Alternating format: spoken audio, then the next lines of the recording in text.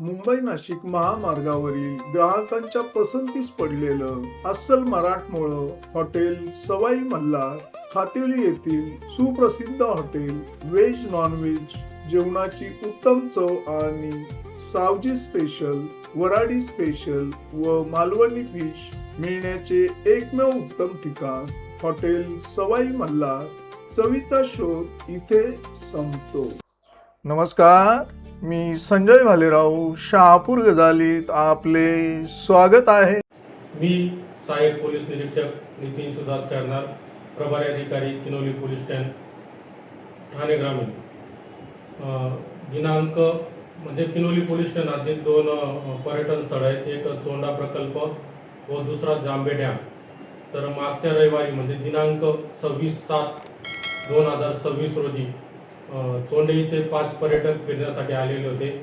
तर ते अचानकपणे पाऊस जोरात झाल्यामुळे ते 5ही पर्यटक पाण्यात वाहून गेले होते. आम्ही पोलीस नागरिकांच्या मदतीने त्यापैकी 3 पर्यटक यांना वाचवण्यात यश आले. त्यानंतर जे 2 पर्यटक होते ते त्या पाण्यात वाहून मृत्युमुखी पडले. त्यांचं जर आपण वय पाहिलं तर एका पर्यटकाचं वय होतं 36 वर्ष आणि एक तरुण मुलगा होता IT इंजिनियर 21 वर्षाचा, तो सुद्धा त्यात मयत झालाय.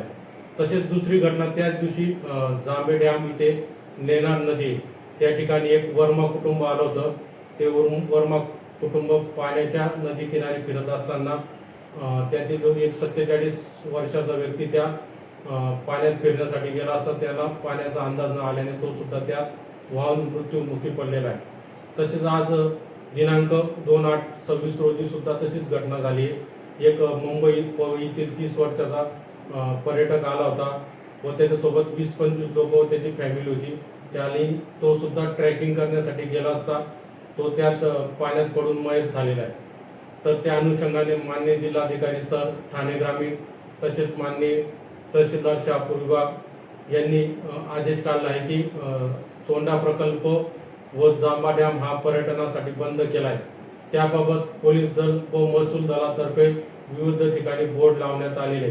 तरी माझी सर्व पर्यटकांना विनंती राहील की चोंडा प्रकल्प व जांबा डॅम परिसर पर्यटनासाठी बंदी केलेला आहे. जर कोणी पर्यटनासाठी आला व पोलीस दलाला आढळून आल्यास त्या पर्यटकावर कठोर कारवाई करण्यात येईल याची सर्व. ताज्या घडामोडींसाठी पाहत राहा शहापूर गजाली. धन्यवाद.